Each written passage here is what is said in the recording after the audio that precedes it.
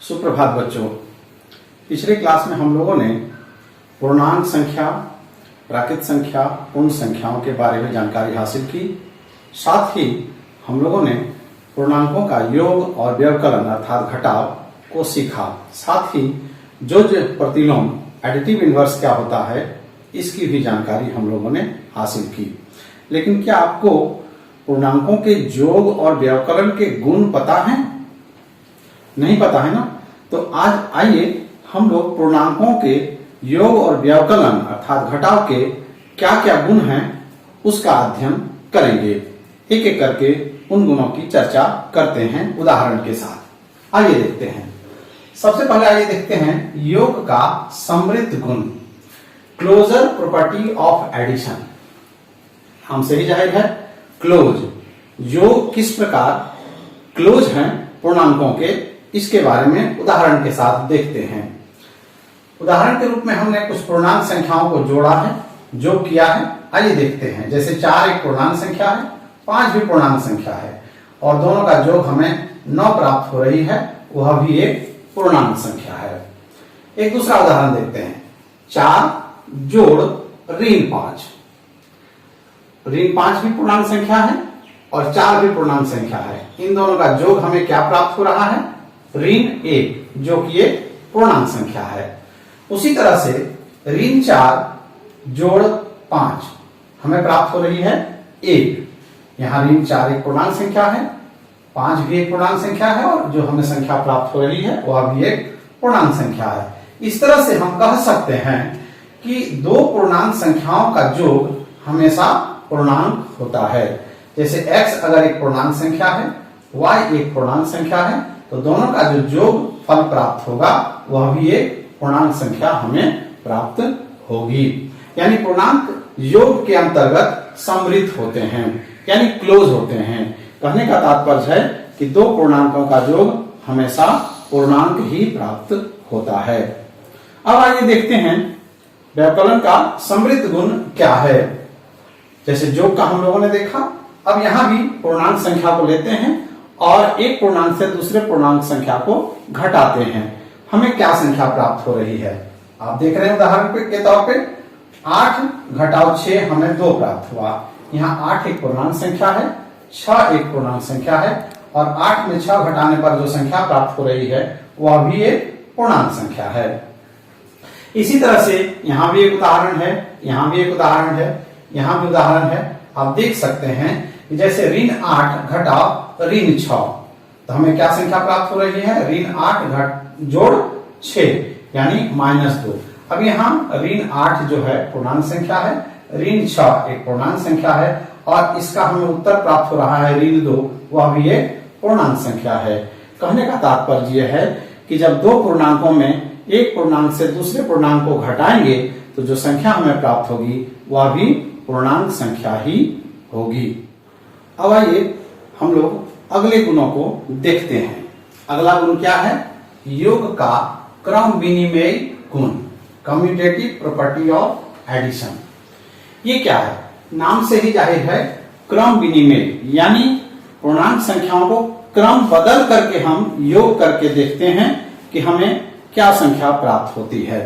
जैसे उदाहरण के तौर पे यहां पर हमने लिया है 3 जोड़ 5, हमें क्या प्राप्त हो रही है?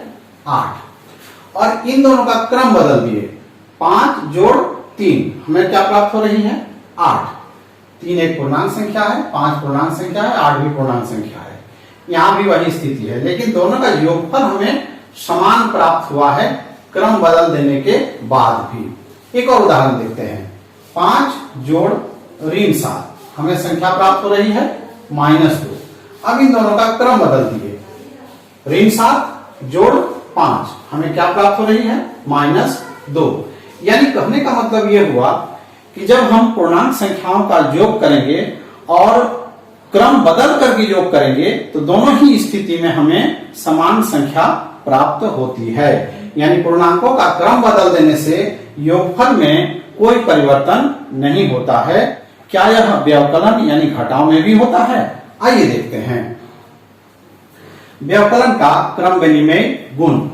यहां भी उदाहरण लेते हैं। जैसे हमने एक उदाहरण लिया है 6 पूर्णांक संख्या है और ऋण 4 पूर्णांक संख्या है, और 6 में इस ऋण 4 को घटाते हैं। घटाने का नियम हम लोग पिछले क्लास में सीखे थे कि जब हम एक संख्या से दूसरी संख्या को घटाते हैं तो जिस संख्या को घटाया जाता है उसके योज्य प्रतिलोम यानी एडिटिव इनवर्स को पहली संख्या में योग कर दिया जाता है। वही काम यहाँ करेंगे।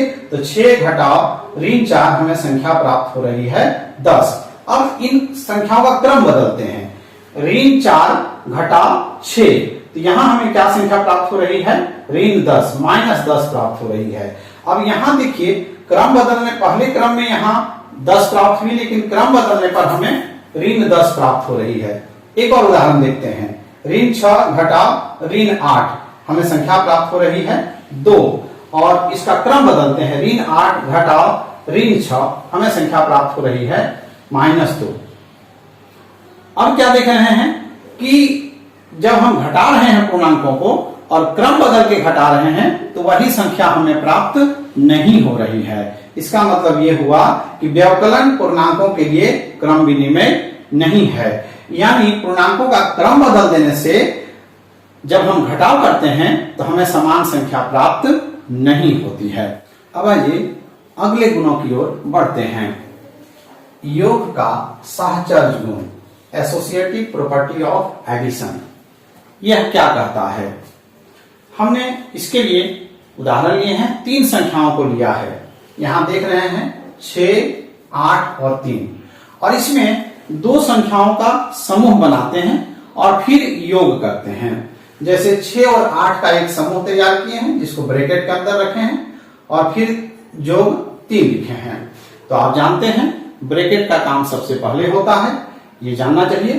तो 6 जोड़ 8 कितना होगा? 14 जोड़ 3, यानी हमें जोगफल क्या प्राप्त हुआ? 17। अब इन तीनों संख्याओं का समूह को बदल देते हैं। दूसरे केस में देखिए 6 जोड़ 8 जोड़ 3, 8 और 3 का समूह बनाए हैं। अब इसमें इसको पहले जोड़ेंगे 8 और 3 को, तो 6 जोड़ 8 और जो 3 कितना होगा? 11। 6 जोड़ 11 हमें प्राप्त हुआ 17। एक और उदाहरण देते हैं। ऋण 6 जोड़ ऋण 8 जोड़ ऋण 3। अब इसमें ऋण 6 और ऋण 8 का समूह तैयार किए हैं और जोग किए हैं। तो ऋण 6 जोड़ ऋण 8 क्या होगा? ऋण 6 ऋण 8 को जोग करेंगे और फिर जोग ऋण 3 को करेंगे, तो हमें क्या प्राप्त हो रही है? ऋण 14 जोड़ ऋण 3, यानी कुल संख्या में प्राप्त हुई ऋण 17। अब इसमें समूह को बदल देते हैं। ऋण 6 जोड़ ऋण 8 जोड़ ऋण 3। अब इन दोनों का समूह तैयार करते हैं, तो हमारा जो जोगफल प्राप्त हो रहा है ऋण 17। अब इन दोनों ही स्थिति में हम देख रहे हैं कि हमारा जोगफल समान प्राप्त हो रहा है। कहने का तात्पर्य यह है कि जब 3 संख्याओं को हम लेते हैं और समूह में 2 संख्याओं को लेते हैं और फिर जोग करते हैं अलग अलग तरीके से, तो हमारा जोगफल समान प्राप्त होता है। अर्थात अगर 3 पूर्णांक संख्याएं हैं x, y और z, और x, y का समूह बनाए और जोग किए, और दूसरे केस में दूसरी और तीसरी संख्या का समूह बना करके जोग करते हैं, तो दोनों ही स्थिति में हमारा जोगफल समान प्राप्त होता है।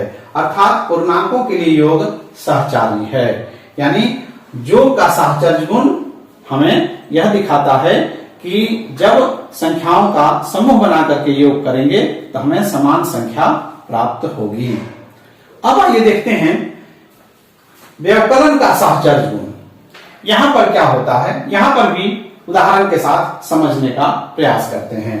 जैसे हमने संख्या लिया है 4, फिर ऋण 5 और ऋण 6, और 4 और ऋण 5 का समूह तैयार किया है और हम घटाव का कार्य कर रहे हैं।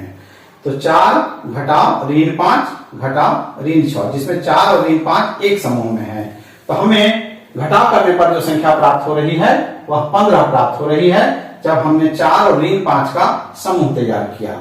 अब दूसरे केस में ऋण 5 और ऋण 6 का समूह तैयार किया एक, और उसके साथ घटाव का काम करते हैं, तो हमें जो संख्या प्राप्त हो रही है 3 प्राप्त हो रही है।